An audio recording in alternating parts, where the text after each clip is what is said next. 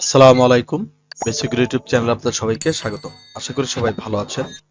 Microsoft এক্সেলের আজকের ক্লাসে আমরা দেখব যে কিভাবে একটি বিল এন্ট্রি ফর্ম তৈরি করতে হয় বা বিল এন্ট্রি শীট তৈরি করতে হয়। আমরা জানি প্রতিনিয়ত কাজের জন্য আমাদের ব্যবসায় অথবা বিভিন্ন কোম্পানিতে আমাদের বিল এন্ট্রি ফর্মটি প্রয়োজন হয় বা বিল ইনভয়েস প্রয়োজন হয়। সেই বিল ইনভয়েস আমরা কিভাবে তৈরি করব আজকের ক্লাসে আমরা সেটা দেখব। আমাদের সামনে দেখতে পাচ্ছেন আমাদের এখানে একটা বিল এন্ট্রি ফর্ম তৈরি করা আছে। তো এই যে বিল এন্ট্রি ফর্ম এটা আমরা কিভাবে তৈরি করেছি সেটা আজকের ক্লাসে আমরা দেখবো। তাহলে এখান থেকে চলে যাব আমি শীট 2 তে। শীট 2 তে যাওয়ার পর আমি এখান থেকে সেলগুলো একটু জুম করে নিব। জুম করার পর আমরা প্রথম যেহেতু এখান থেকে আমরা সেল নিব বা আমি এখান থেকে আগে উঠিয়ে নিব। ঠিক আছে, আমি এখানে লিখব যে যেহেতু আমি আমার কোম্পানির কি করে লিখবো, তাহলে আমি এখানে লিখলাম যে বেসিক গ্রুপ, এটা আমাদের কোম্পানি নেম। ঠিক আছে, basic group hardware and software and software. প্রথমে আমরা নাম লিখে নিলাম, দেন আমরা লিখবো অ্যাড্রেস। আমরা অ্যাড্রেস লিখলাম যে সাভার থানা স্ট্যান্ড, সাভার থানা স্ট্যান্ড, কমা দেওয়ার পর বিসাইড লার্জ ফার্মা, ফার্মা। তারপর আমরা দিব ঢাকা, ঢাকা 1341, 1341। এরপরে আমরা এখান থেকে দিব যে আমাদের যে বিল নামটা আছে সেটা আমরা এখান থেকে দেখব যে বিল ইনভয়েস, ইনভয়েস। আপনারা চাইলে অন্য কিছু এখান থেকে ইউজ করতে পারেন। এখন আমরা কি করব, এখানে আমরা নিচে আসবো, নিচে আসার পর আমরা লিখব বিল নাম্বার। তারপর আমরা লিখব যে নেম অফ প্রোডাক্ট বা name of item, name of item. এরপরে আমরা লিখব যে রেট। ঠিক আছে, মানে আপনার যে এক পিসের দাম থাকবে সেটা। এরপর আমরা লিখবো কোয়ান্টিটি, মানে আপনি কত পিস কিনেছেন বা কত পিস বিক্রি করেছেন, যে কোয়ান্টিটি। এরপর আমরা লিখবো অ্যামাউন্ট, AMOUNT, অ্যামাউন্ট।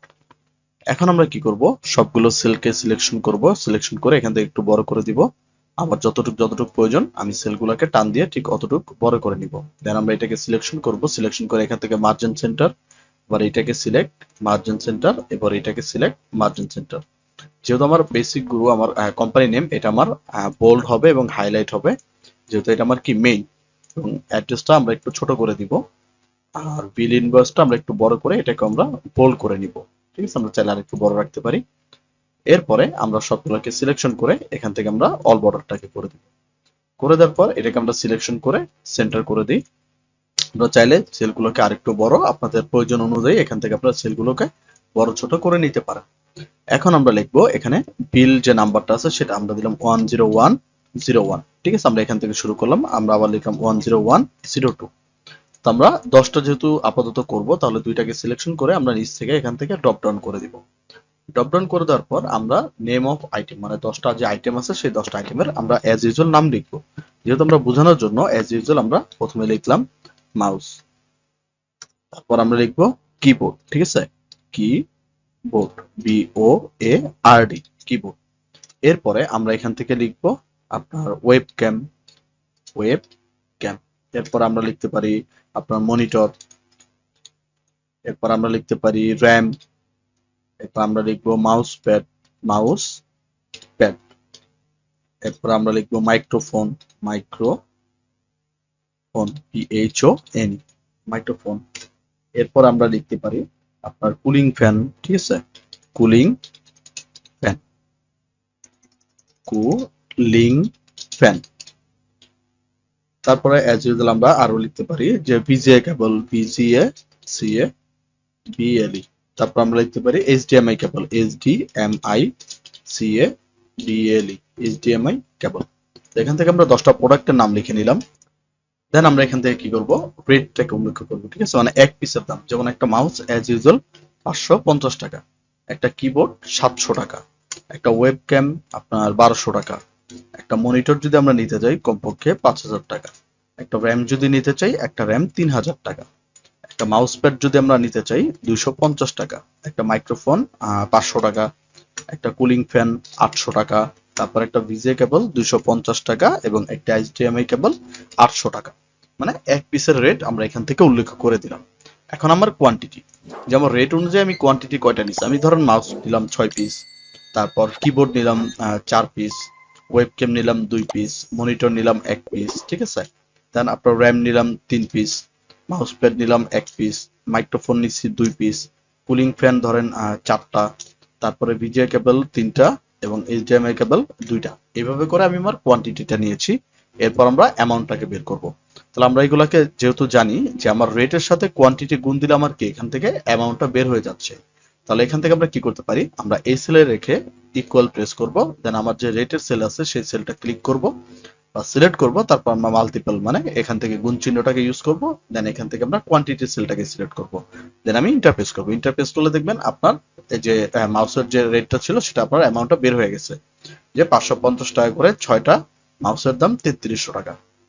এখন জাস্ট আপনি একটা যেহেতু বের হয়েছে, আমরা জাস্ট এখান থেকে ধরে নিচ পর্যন্ত ড্রপ ডাউন করে দিব, তাহলে অটোমেটিক ভাবে আমার বাকিগুলো প্রোডাক্টের রেট বের হয়ে যাবে, ঠিক আছে। দেন আমরা কি করব, সবগুলোকে সিলেকশন করতে পারি, সিলেকশন করে আমরা এখান থেকে সেন্টার এলিমেন্টটাকে সিলেকশন করব, তাহলে সেন্টার হয়ে যাবে। এরপর আমরা কি করব, এখান থেকে একটা, দুইটা, তিনটা ঘর নিব, তিনটা ঘর নিয়ে আমরা এটাকেও কি করব, বর্ডার করে দিব। বর্ডার করে দেওয়ার পর আমরা এগুলোকেও সিলেক্ট করব, সিলেক্ট করার পর আমরা এখান থেকে অল বর্ডার করে দিব। দেন আমরা এই দুইটাকে ঘরকে সিলেক্ট করে মার্চ করে দিব, আবার এই দুইটাকে সিলেক্ট করে মার্চ করে দিব, আবার এই দুইটাকে সিলেক্ট করে মার্চ করে দিব। দেন এটাকে সিলেক্ট করে আমরা লিখবো এখানে টোটাল, যে টোটাল অ্যামাউন্ট, AMOUNT, ঠিক আছে। একটা হলো আপনার অ্যামাউন্ট, আরেকটা হচ্ছে আপনার টোটাল অ্যামাউন্ট।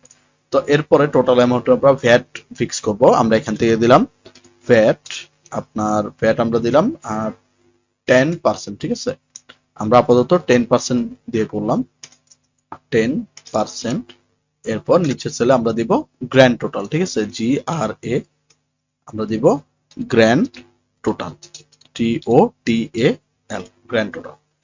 তো টোটাল অ্যামাউন্টটাকে কিভাবে বের করব, টোটাল অ্যামাউন্টের ঘরে জাস্ট সেলটা রেখে বা ওই সেলে ক্লিক করে আমরা এই যে এখান থেকে দেখেন এডিটিং এ আছে, এডিটিং এর এখানে দেখেন অটো সাম আছে, যদি আমি অটো সামে ক্লিক করি তাহলে দেখবেন অটোমেটিক ভাবে এটা সাম হয়ে গেছে। জাস্ট আমি কিবোর্ড থেকে ইন্টার প্রেস করব, তাহলে দেখবেন অটোমেটিক ভাবে এখান থেকে আপনার প্রাইসটা বের হয়ে গেছে। এরপর আমরা ভ্যাটটাকে অ্যাড করব, যেহেতু আমার ভ্যাট কি টোটাল অ্যামাউন্টের থেকে বের হবে, তাহলে ভ্যাট বের করার সূত্র হলো আমরা এখান থেকে দেব ইকুয়াল টোটাল অ্যামাউন্ট মাল্টিপল মানে গুণ 10%, যত পার্সেন্ট ভ্যাট তত পার্সেন্ট ভ্যাট আমি এখান থেকে জাস্ট উল্লেখ করে দিব। তারপর ইন্টারফেস করব, তাহলে এই 29,300 টাকার মধ্য থেকে আমার 2930 টাকা আমার ভ্যাট নেমে আসবে 10%-এ। এরপর আমরা গ্র্যান্ড টোটালটাকে বের করব, আমরা দেব ইকুয়াল, যেহেতু আমার টোটাল টাকা এবং আমার যে ভ্যাটটা আছে সেটা কি হবে, প্লাস হবে, ঠিক আছে।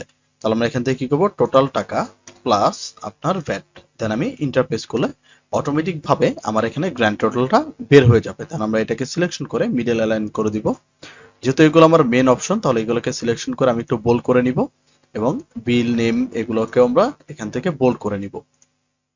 তাহলে খুব সুন্দর করে আমাদের এখান থেকে একটা বিল এন্ট্রি ফর্ম বা ইনভয়েস একটা তৈরি হয়ে গেছে।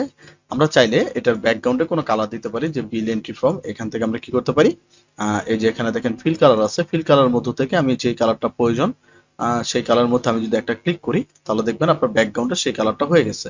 আবার যদি বেসিক গ্রুপ বা এই টাইটেলের মধ্যে আমি ক্লিক করে ফিল কালার থেকে যে কোনো একটা কালার এখানে আমরা চুজ করে দিই, তাহলে দেখবেন সেই কালারটাও এটার মধ্যে বসে গেছে, ঠিক আছে। আমরা যদি আবার এখানে বিল ইনভয়েসে দিই এবং আমরা যদি চাই এই সবগুলোকে সিলেক্ট করে আমরা ইয়েলো কালারটাকে দিয়ে হাইলাইট করে নিতে পারি, তাহলে খুব সুন্দর করে আমরা এখান থেকে একটি ইনভয়েস তৈরি করতে পারি। যদি আমি বলি যে আপনি যে একটা ইনভয়েস যদি তৈরি করেন, করার সময় আপনি যদি এখান থেকে জাস্ট কোনো কিছু চেঞ্জ করেন, ঠিক আছে, আমি চাচ্ছি যে ধরেন মাউসের দাম 600 টাকা, আমি যদি 600 দিয়ে ইন্টারপ্রেস করি তাহলে দেখবেন এখান থেকে অটোমেটিক ভাবে আপনার যে প্রাইসটা আছে সেটা চেঞ্জ হয়ে যাবে। আপনি যদি এখান থেকে কোয়ান্টিটি কমাতে চান, যে এখানে 6 পিস আছে আমি এখানে 2 পিস নিতে চাই, যখন আপনি ইন্টারপ্রেস করবেন তখন দেখবেন অটোমেটিক ভাবে এগুলো আপনার চেঞ্জ হয়ে গেছে, ঠিক আছে। তাহলে আমরা খুব সহজেই একটা বিল ইনভয়েস বা বিল এন্ট্রি ফর্ম তৈরি করে নিতে পারি। আশা করি সবাই বুঝতে পেরেছেন। যদি ভিডিওটি ভালো লাগে তাহলে চ্যানেলটিকে সাবস্ক্রাইব করে দিবেন, আপনার ফ্রেন্ড সার্কেলের সাথে এই ভিডিওগুলো শেয়ার করবেন। যদি আপনারা এক্সেল সম্বন্ধে কোনো কিছু জানতে চান বা আপনাদের কোনো ফর্মুলার প্রয়োজন হয় তাহলে সেই ফর্মুলার নাম অথবা যে কোনো কিছু প্রয়োজন হলে আমাকে কমেন্ট বক্সে জানিয়ে দিবেন। তো আজকের ক্লাস আমরা এই পর্যন্তই রাখবো। সবাই ভালো থাকবেন, সুস্থ থাকবেন। আসসালামু আলাইকুম।